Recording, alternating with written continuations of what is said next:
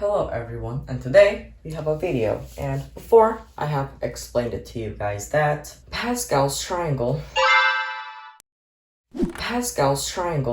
is really important in algebras. I don't know what it's called, something like this, right? A plus b to the power of n. If it's 7, 8, 9, 10, it's all here. You can use this and I've explained it to you. And it's really helpful. And what other helpful ways are there? Combinatorics, combinations. This video is about this functions, right? It is very similar to this. The a is 2x, b is 1 over x, right? So we have 2x plus 1 over x to the power of 8. And we are finding the coefficient of something that has no variables, x to the power of 4, 1 over x squared. What is a coefficient? Doing algebra. Okay, variable is this, the x. It can be y, a, b, c, d, f, g, h, the alphabets. And, oh yeah, the power.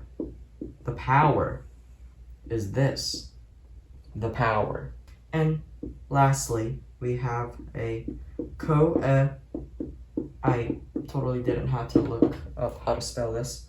Coefficient is the number right in front of the variables with powers on it. And it still can be a coefficient, even if it's 1. And a number, well, generally, the number 1 in front of a variable, we don't show that, and that's still a coefficient. So coefficient is a number in front of this. So when I mean by the coefficient, finding the coefficient of this and this will come out with a coefficient if we factor this all the way.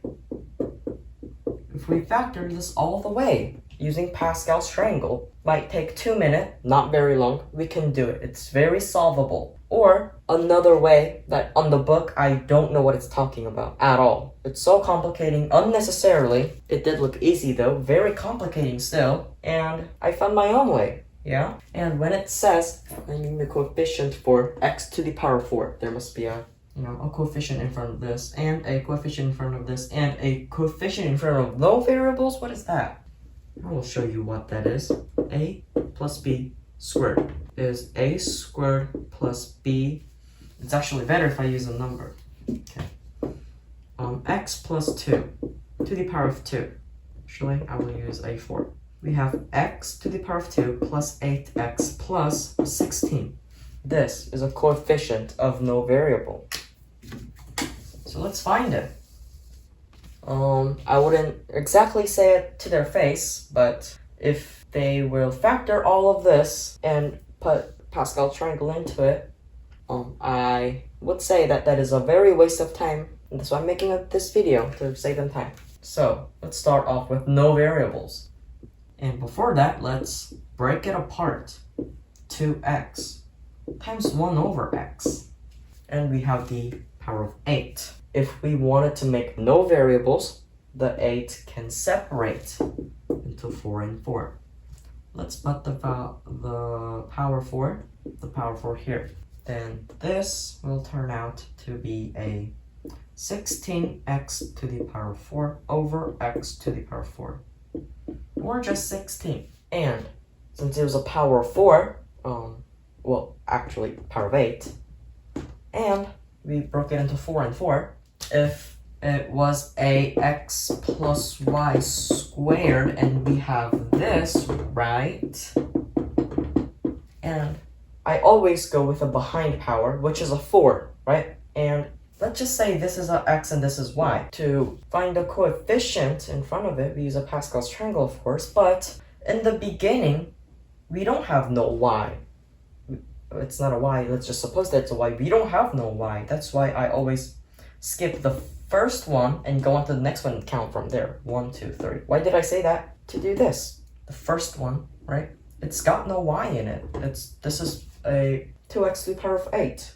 It's got no y, so I just skip one and count from here. 1, 2, 3, 4. 4. Power 4 for the behind one, the y. Well, it's 1 over x, but y. So we have a 70. The coefficient for this was a 70. From 2 to the power 4, that was 16 times 70. That is equal to basically 16 times 7, and that is 120. No, 1,000 and 120. This was a variable. Well, no, this was a coefficient we found for the no variable.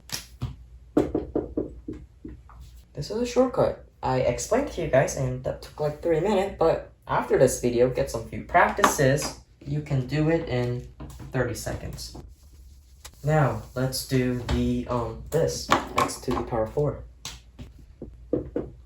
Again, we do this. And when I found the shortcut, I was really happy. I don't know why I said that. So now, this time, we do not break it into 4 and 4. Because we want x to the power 4. If it's 4 and 4, they cancel out. That's why I'm gonna put 6 here and 2. It's still 8, 6 and 2. Because this way, it is now 2 to the power of 6, which is 64. Double check. Yeah. Times x to the power of 6 over x to the power of 2. This is 64 to the power of, no, times x to the power of 4. And, again, the behind one, we must have a coefficient. And the 64 doesn't technically count, because from this, but we still have a coefficient. If there was no number 2 here, we would have no number here. So, yeah. So this, let's count that as a y. Okay, 1 over x. Let's just say that's a y.